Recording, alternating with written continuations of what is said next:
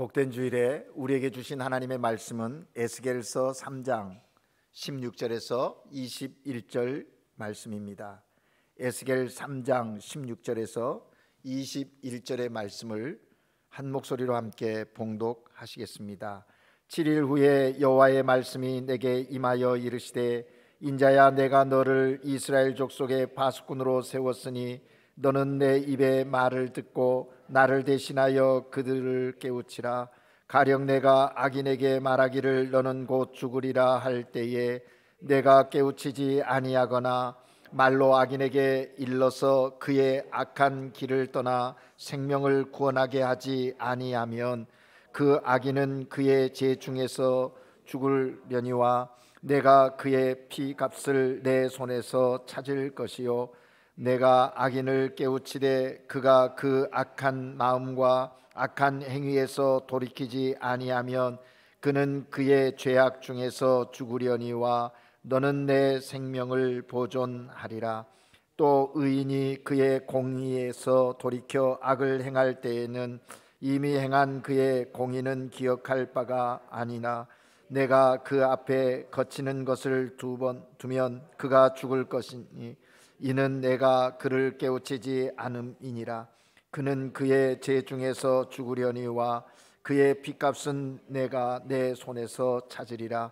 그러나 내가 그 의인을 깨우쳐 범죄하지 아니하게 하므로 그가 범죄하지 아니하면 정녕 살리니 이는 깨우침을 받음이며 너도 내 영혼을 보존하리라. 아멘. 시온 찬양대가 하나님께 찬양 드립니다.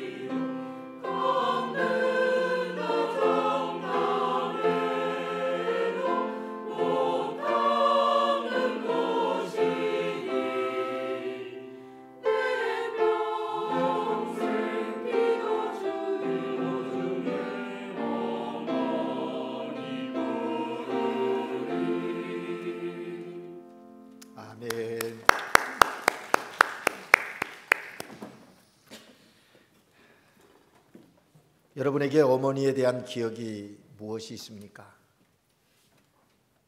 우리는 삶의 자리에서 늘 어머니의 그 사랑과 또 희생 기억하며 삶을 살아야 할 것입니다. 특별히 어머니의 은혜를 감사할 때 그 감사의 모습 속에 우리의 자녀들이 또 그 부모의 모습을 닮아가는 아름다움이 있게 됩니다. 부모가 자녀에게 할 수 있는 최고의 헌신과 사랑은 그 무엇보다도 믿음을 전해주는 것일 겁니다. 기도하는 어머니, 늘 말씀을 읽는 부모님, 그 모습을 보고 자란 자녀들은 결단코 세상에서 허툴게 살지 않고 곁길로 가지 않을 것입니다. 우리가 믿음의 가정으로 그리스도인으로서 믿음의 가정들을 어떻게 세울 것인가 늘 기억하면서 그렇게 주님의 뜻을 따라 세워가는 그런 아름다운 가정들이 되시기를 주님의 이름으로 축복합니다. 요즘 우리가 전교인이 에스겔서를 이제 묵상하게 되는데요. 에스겔서는 특별히 애원서이기도 합니다. 많은 선지서들 가운데서도 구약의 특별히 묵시 문학의 진수라고 할 수 있으리만큼 에스겔서에는 많은 비유와 또 상징들이 나타나는 그런 선지서입니다. 다니엘서와 요한계시록처럼 계시문학의 진수라고 할 수 있지요. 그래서 책을 이 말씀을 묵상해 가다 보면 잘 이해되어지지 않는 부분들이 있을 수 있습니다. 그럴 때 억지로 해석하려 하지 마시고 정해진 말씀을 묵상할 때 먼저 기도하십시오. 하나님, 오늘 이 말씀을 통해서 내게 말씀하시고자 하시는 것이 무엇입니까? 내 눈을 열어서 주께서 오늘 이 시간 내게 말씀하시려는 하나님의 뜻을 깨달아 알게 해주십시오 라고 기도하고 말씀을 읽고 묵상하십시오. 그렇게 읽고 묵상하다가 혹이 잘 이해 안 되면 억지로 하려 하지 말고 그냥 넘어가십시오. 그래도 괜찮습니다. 억지로 해석하려다가 잘못된 해석으로 빠져들기가 쉽습니다.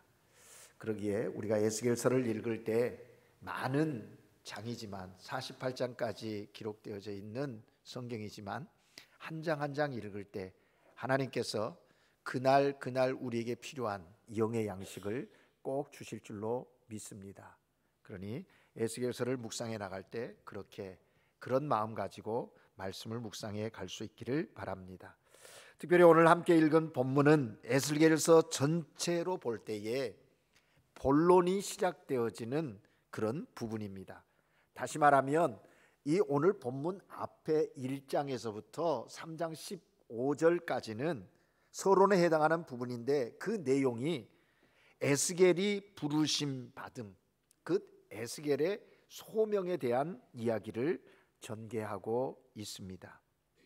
그리고 이어지는 오늘 본문은 하나님께서 에스겔을 왜 부르셨는지, 부름받은 에스겔이 어떠한 삶을 살아야 하는지 그 사명에 대한 이야기로 시작을 하고 있는 것입니다. 우리도 역시 예수 그리스도를 믿음으로 구원받은 하나님의 자녀 되었습니다. 그리고 이 땅에 하나님의 자녀로 살도록 부르심을 받았지요. 부르심 받은 우리에게 또한 사명이 있음을 기억하고 살아가야 하는 것입니다. 우리는 오늘 이 에스겔서의 본문을 통해서 소명 가운데 부름받은 에스겔이 어떠한 사명을 가지고 어떻게 사명을 감당해야 하는지 말씀하시는 하나님의 음성을 들으면서 우리의 삶에 구체적으로 적용하는 그런 은혜가 있기를 바랍니다. 에스겔은 원래 제사장 가문에서 태어났습니다. 사독 계열의 제사장의 가문에서 태어났고, 특별히 이 에스겔이 자라나는 어린 시절에는 여러분이 이미 알고 있듯이 열왕기 하에서 보았던 남유다의 그 끝부분의 왕인 요시야가 개혁을 하지 않습니까?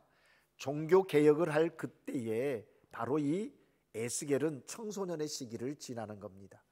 그러니까 그 기간에 말씀의 훈련을 받고 제사장으로 훈련을 받는, 수업을 받는 그런 생활을 했던 것이죠.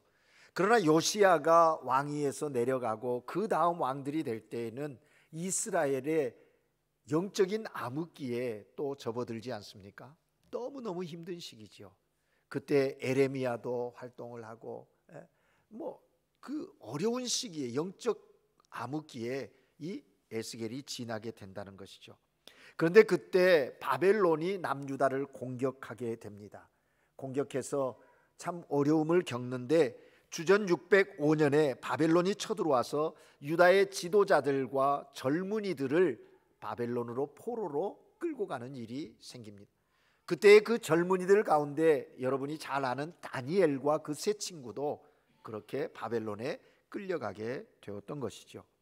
그렇게 1차 포로로 끌려간 이후에 8년 뒤에 다시 주전 597년에 바벨론이 남유다를 쳐들어와서 지도층 인사들과 또 이 이스라엘 남유다의 사람들을 다시 2차 포로로 끌고 가는데 그 중에 바로 오늘 본문의 이 에스겔이 그 바벨론으로 가게 되었다는 겁니다.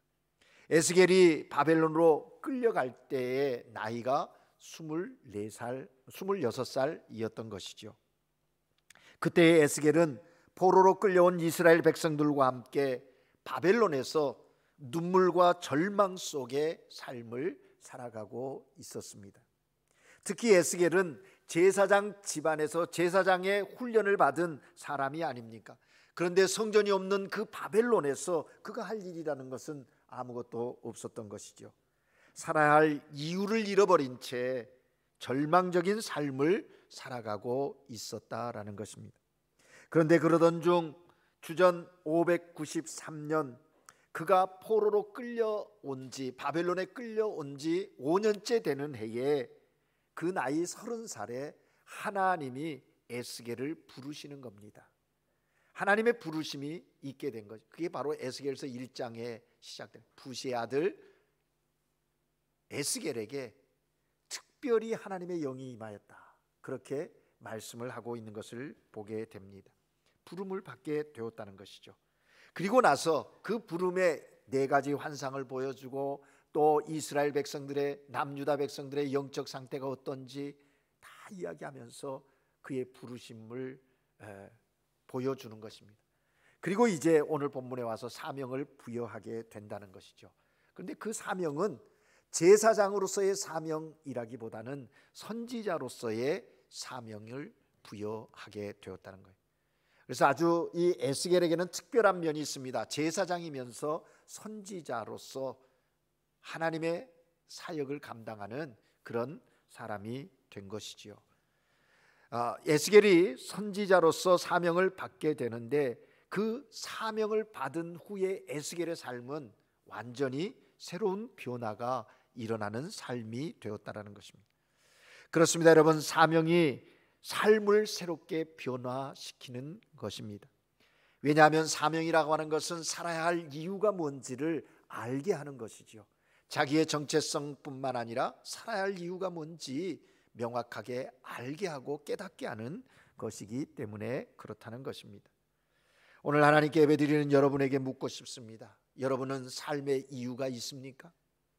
그 삶의 이유가 나에게만 묶여 있는 것이 아니라 정말 하나님의 사람으로 하나님을 믿고 신뢰하는 사람으로 하나님이 주신 사명, 삶의 이유이냐라는 것이죠.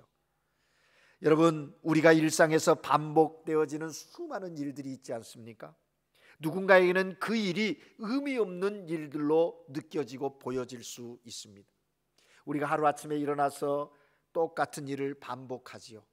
그리고 또 그 일을 마치면 저녁에 와서 가정에서 또 그리고 자고 또 다음날 일어나고 그 노동들 어떤 면에서 보면 먹기 살기 위해서 먹고 살기 위한 것에 지나지 않다고 이야기할지 모르겠습니다. 그런데 많은 사람들이 그렇게 생각한다 할지라도 그 일 가운데서 사명을 발견하게 되면 늘 일상에 반복되어지는 그 일이 새로운 의미로 내게 다가오게 되고 그 일을 행하는 태도와 자세가 달라지게 된다라는 것입니다.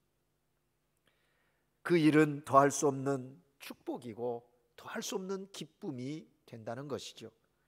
누군가에게 자식들은 자기들을 힘들게 하는 골칫거리로 또 짐으로 느껴질지 모릅니다. 그러나 양육하는 것에 대한 사명을 깨닫게 되면 그 자식은 어디에도 내놓기에 부끄럽지 않은 보배로움과 존귀함과 귀함이 있는 자녀로 보여지게 된다라는 것이죠. 그래서 자녀 양육함의 태도가 달라질 것입니다. 하나님이 왜 우리 가정에 이 자녀를 허락하셨는가? 수없이 많은 가정 가운데 왜 이 아이를 내게 맡기셨는가?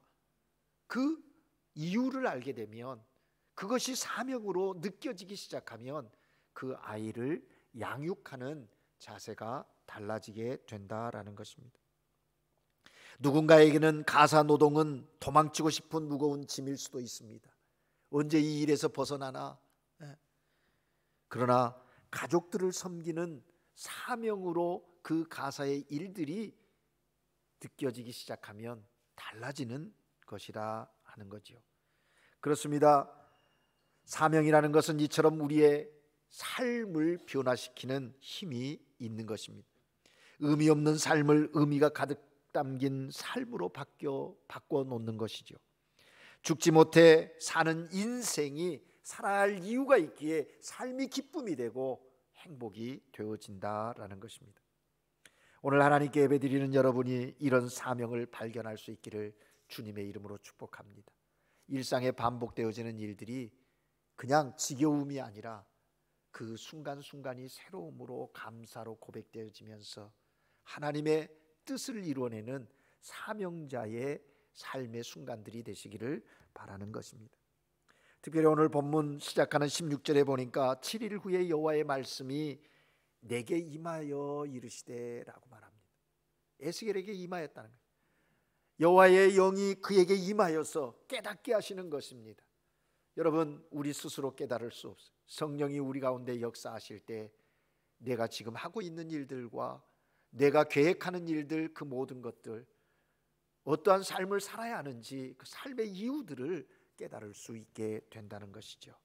그래서 그리스도인의 삶은 성령 충만한 하나님의 영에 민감한 삶을 살아야 하는 이유가 거기 있는 것입니다. 이렇게 하나님의 영이, 하나님의 말씀이 에스겔에게 임하여 사명을 구체적으로 보여주고 있는데 그 내용이 무엇입니까? 오늘 17절 말씀을 보면 그 내용이 기록되어져 있습니다. 17절을 다시 한번 함께 읽겠습니다. 함께 읽습니다. 시작. 인자야, 내가 너를 이스라엘 족속의 파수꾼으로 세웠으니 너는 내 입의 말을 듣고 나를 대신하여 그들을 깨우치라.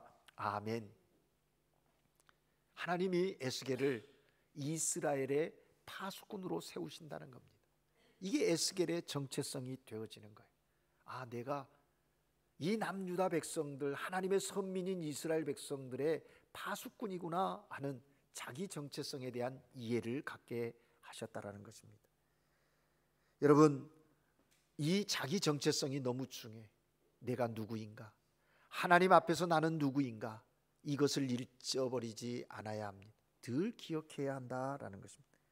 하나님께서 이 에스겔을 이스라엘 족속의 파수꾼으로 세우시고 하나님의 말씀을 듣고 그 말씀을 그들에게 깨우치라고 말씀하고 있는 거예요. 내 입의 말을 듣고 나를 대신해서 그들을 깨우치라. 그렇게 사명의 구체적인 내용을 말씀하고 계시는 것입니다. 여러분, 하나님께서 에스겔에 주신 영적 파수꾼으로서의 사명, 그 사명의 내용 두 가지는 무엇입니까? 오늘 본문에 보면 듣고 깨우치게 하라는 것이, 하나님의 말씀을 먼저 들어야 합니다. 내 입의 말을 듣고 라고 말씀했어요. 영적 파수꾼의 우선적인 사명은 하나님의 말씀을 듣는 것입니다. 하나님께서 현재 이스라엘 백성들의 상황에 대하여 무엇라 말씀하시는가, 뭐라고 말씀하고 계시는가, 귀를 기울여 들어야 한다라는 것입니다.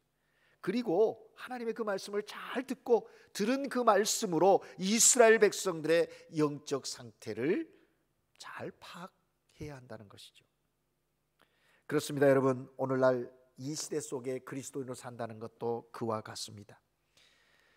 우리도 현 상황을 영적 관점에서 잘 파악하기 위해서는 하나님의 말씀을 들어야 하는 것입니다. 하나님의 말씀을 듣고 하나님의 그 관점에서 현재의 상황을 볼 수 있는 그런 훈련을 해야 한다는 것이죠. 내 개인의 삶의 상황, 우리의 가정 뿐만 아니라 사회와 민족, 세계를 향한 그런 하나님의 뜻, 하나님의 생각, 하나님의 마음을 먼저 들을 수 있어야 한다는, 그리고 그 들은 말씀으로 세상의 상황을 볼 수 있어야 한다라는 것이죠. 20세기 위대한 신학자인 칼 바르트는 그래서 그리스도인의 삶이란 이런 것이다라고 정의를 했습니다. 한 손에는 성경을, 그리고 한 손에는 신문을 가지고 살아야 한다. 그렇습니다, 여러분. 영적 파수꾼의 사명을 가진 우리들은 한 손에 성경을 들고 다른 한 손에 신문을 들고 현재의 상황을 이해하고 그 상황 속에 하나님의 뜻이 무엇인지 하나님의 관점에서 그 삶을 해석하고 또 그들을 깨우치고 전하는 일을 해야 한다라는 것입니다. 우리가 성경만 듣고 읽기만 한다면 세상 물정 알지 못하겠지요. 또 신문만, 반대로 세상적인 소식, 세상적인 신문에만, 상황에만 우리의 마음을 빼앗기면 세상 사람들 살아가는 방법대로 살아갈 수밖에 없다라는 것이죠. 그래서 그리스도인들은 이 두 가지를 함께 보고 읽고 또 생각해야 한다는 것이죠. 그래야 그리스도인의 세계관, 영적인 그런 관점이 형성되어질 수 있는 것입니다. 믿음이라는 건 그래서 말씀과 삶인 것이죠. 말씀과 삶이 함께 가는 거예요. 말씀만이 아니라 말씀으로 삶을 살고 삶 속에 말씀을 적용시켜 나가는 그런 은혜가 있어야 한다라는 것입니다. 여러분, 현재 우리들의 삶의 현장이 어떠합니까? 여러분, 혼란스러운 현실들을 보지 않습니까?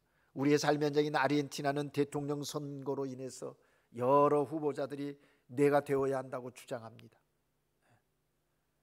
아르헨티나의 전체적인 상황을 보면 우리 나름대로 생각할 수 있습니다. 그러나 이러한 때에 믿음의 사람들은 하나님의 음성 듣기를 위해서 하나님 앞에 먼저 나가야 하는 거예요. 주님, 물어야 하는 거예요. 뿐만 아니라 지금 세계 가운데 이스라엘과 또 그 가자 지구에 있는 하마스, 그들과 전쟁이 진행되면서 또 우크라이나 러시아의 전쟁이 진행되면서 많은 어린이들과 서민들이, 백성들이, 국민들이 피해를 보고 생명을 잃어가는 안타까운 현실들이 벌어지고 있지 않습니까? 이런 상황 속에서 하나님은 뭐라고 말씀하시는지, 이런 상황들에 하나님은 우리에게 뭐라고 말씀하시는지 귀 기울여 들을 수 있어야 한다라는 것이죠. 우리의 삶의 현장에 일어나는 개인적으로 또는 사회적인 일들에 대하여서 영적 분별력을 가지고 살펴볼 필요가 있다라는 것입니다. 왜 이런 일이 일어나고 있으며 이러한 일들을 통해서 우리에게 주시는 하나님의 영적인 메시지는 무엇인지 귀 기울여 들으려고 해야 한다라는 것입니다. 뭐 이렇게 거창하지 않더라도 내 가정에, 내 사업의 현장 속에, 우리의 가정 가운데 하나님은 뭐라고 말씀하시는가? 지금 우리가 끌어안고 있는 이 문제들 속에 하나님은 뭐라고 말씀하시는가? 들을 수 있는 귀를 가지고, 마음을 가지고 하나님 앞에 나아가야 한다라는 것입니다. 또 다른 하나는 17절에 보니까 나를 대신하여 그들을 깨우치라고 말씀하고 계십니다. 듣고 깨달은 것을 깨우치라는 겁니다. 깨우치라는 말은 다른 말로 하면 알려라, 전해라, 그런 이야기겠죠. 여러분, 고대의 파수꾼들은 나팔을 가지고 다니면서 높은 망루에서 적군이 쳐들어오면 그 나팔을 불어서 알리는 게 사명입니다. 전하는 게 사명이에요. 오늘 이 시대의 영적 파수꾼으로 우리를 부르셨다면 오늘 우리의 삶의 자리에서 우리도 이 하나님의 뜻을 전하는 것이 우리의 사명이라는 거예요. 그러면 하나님을 대신해서 그들에게 무엇을 알려야 할까요? 우선 상황을 알려야 합니다. 지금이 어떤 상황인지, 말씀의 근거에서 지금이 어떤 상황인지 알려야 한다는 것이죠. 믿는 사람들에게는 자다가 깰 때임을 알려야 할 것입니다. 대적마귀가 삼킬 자를 찾아 지금 두리번거리고 있는데, 공격해 오려고 하는데 졸고 있다면 그 졸음에서 깨어나라고 외쳐야 한다라는 것입니다. 충성하고 헌신해야 하는데 쉬고 있는 사람들이 있다면 그들을 향하여 지금이 헌신할 때라고 그렇게 깨우쳐야 할 때라는 것이죠. 믿지 않는 사람이 있다면 지금 구원받을 때라고, 지금이 은혜의 때라고, 은혜의 보좌 앞으로 나오라고 외쳐야 한다라는 것입니다. 상황을 알리는 거예요. 뿐만 아니라 죄를 알려야 합니다. 하나님께서 미워하시는 것이 무엇인지 분명하게 알려주어야 합니다. 이게 파수꾼의 사명이에요. 영적 파수꾼의 사명이에요. 오늘 이 에스겔에게 주어진 사명이 그것입니다. 이스라엘이 지금 어떤 죄악 가운데 있는지, 그 죄악을 하나님이 어떻게 심판하실 것인지 명확하게 메시지를 전합니다. 그렇게 심판, 재앙의 메시지만 전합니까? 그렇게 전하고 회개하고 돌아올 것을 촉구하고 그들이 다시 돌아올 때 하나님이 회복시키신다고 하는 그런 회복과 위로의 메시지가 에스겔서 후반부에 이어지고 있는 것을 보게 되는 겁니다. 죄를 짓고 있으면서도 그것이 죄인 줄 모르고 살아가는 그 사람들에게 저지르고 있는 것이 죄라고 명확하게 말할 수 있어야 한다는 것입니다. 그래서 얘기할 수 있게 해야 한다라는 것입니다. 이것이 하나님께서 에스겔에게 준 사명의 내용이었습니다. 그런데 오늘 본문은 여기서 끝나지 않습니다. 18절서부터 21절까지 읽어나가 보면 참으로 두려운 말씀이, 우리에게, 사명자인 우리에게 주시는 두려운 말씀이 기록되어져 있는 것을 확인할 수가 있습니다.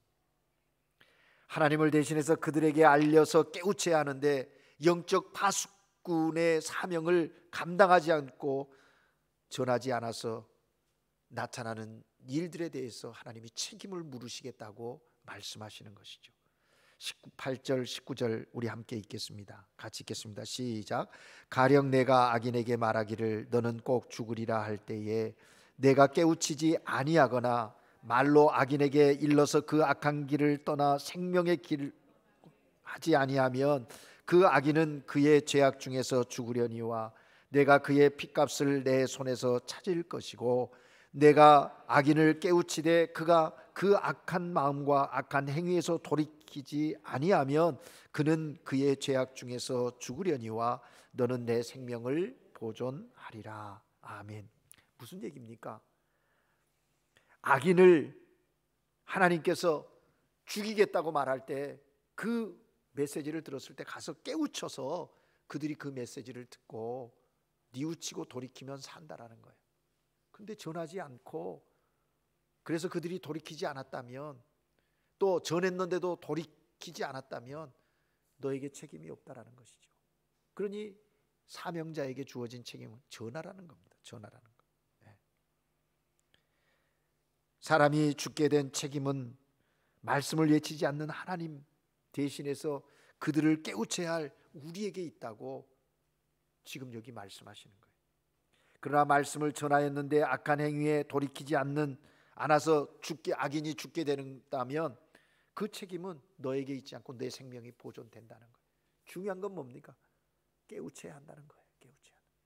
사실 2장에 가보면요, 우리가 하나님을 대신해서 그들에게 전하는데, 깨우치는데 듣는 그들의 상태가 어떤가? 뻣뻣한 자들이고 생각이 굳은 자들이고 마음이 닫혀 있는 자들이고 이미 하나님은 잘 듣지 않을 거라는 거 알고 계세요. 그들이 그런 사람들이라는 거예요. 그럼에도 불구하고 전하라고 말씀하는 겁니다. 깨우치라고 말씀합니다. 그렇습니다. 여러분, 참으로 두려운 말씀입니다. 아직도 우리 주변에 예수 믿지 않는 사람들이 얼마나 많은지 모릅니다. 그들이 예수를 믿지 않고 지옥에 간다면 그 책임이 누구에게 있느냐라는 거예요. 그 책임의 절반이 우리에게 있다고 말씀하시는 거예요. 그들 가운데 복음을 듣지 못해서 아무도 예수님에 대해서 말해주는 사람이 없어서 구원받지 못했다면 그 책임이 전하지 않은 우리에게 있다. 그 핏값을 너희에게서 찾겠다, 우리에게서 찾겠다, 주님 말씀하시는 것이죠. 여러분, 부모, 형제들, 친척들이 만약 예수 믿지 않고 살다가 어느 날 갑자기 그 죄악 가운데서 죽게 된다면 여러분은 그 피에 대해서 깨끗할 수 있겠습니까?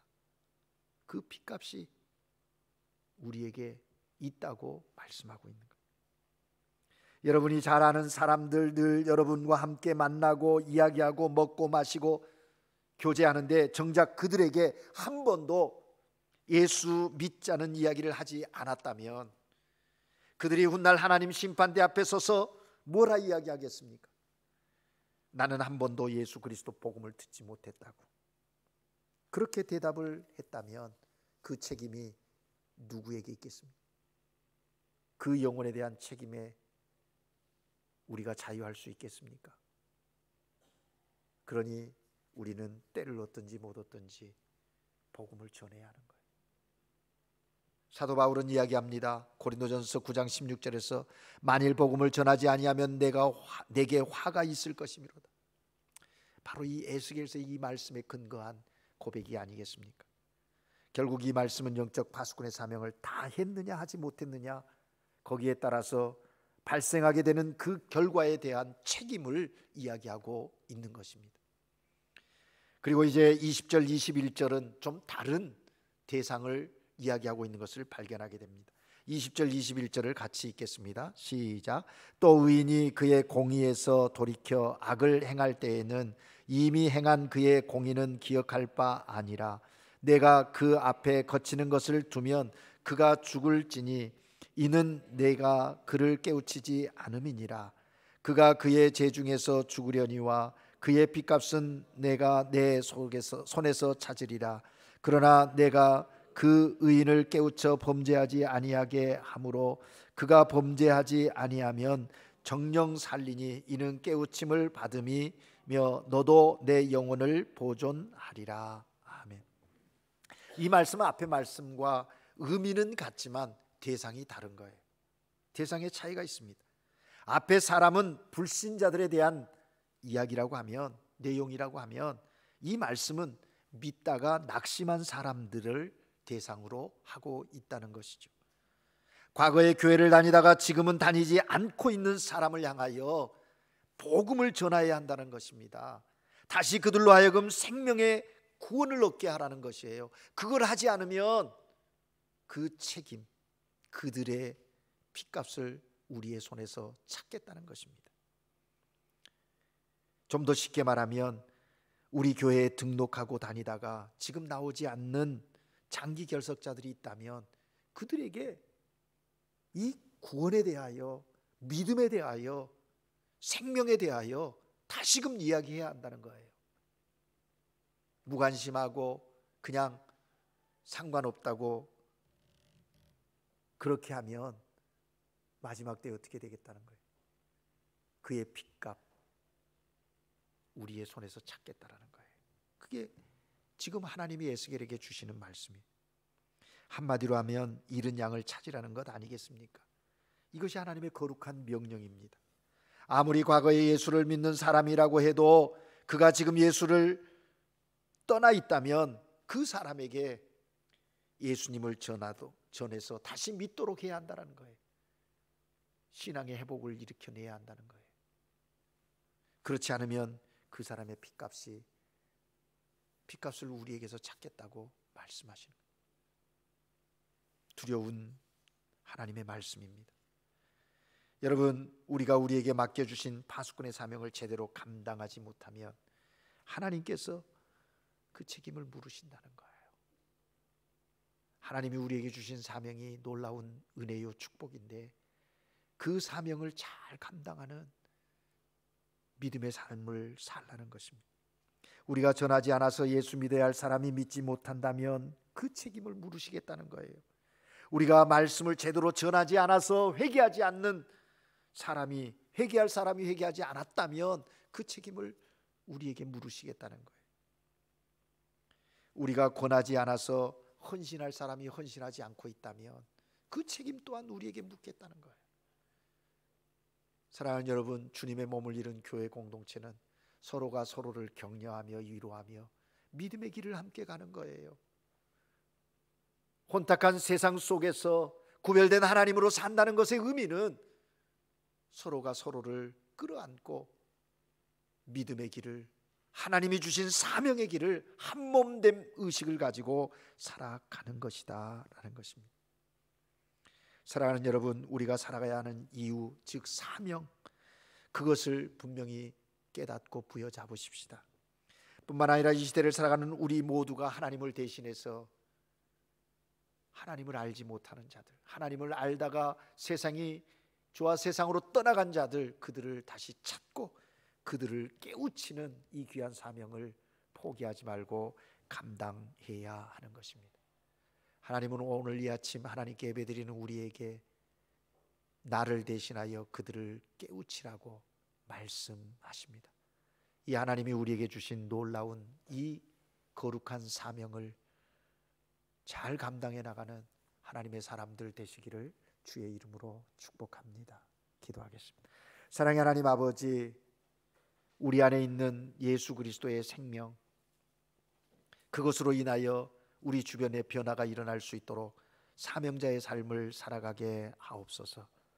아버지 하나님, 나를 대신하여 그들을 깨우치라고 명령하시는 하나님의 거룩한 명령 앞에 두렵고 떨림으로 서게 하시고 삶의 자리에서 그 주님의 명령을 기쁨으로 감사함으로 감당하는 우리 모두가 되게 하옵소서. 주님의 교회가 그 사명을 감당하여 하나님께 영광 돌리는 거룩한 공동체로, 생명 공동체로, 사명 공동체로 이 시대를 밝히게 하옵소서. 예수 그리스도 이름으로 기도합니다. 아멘.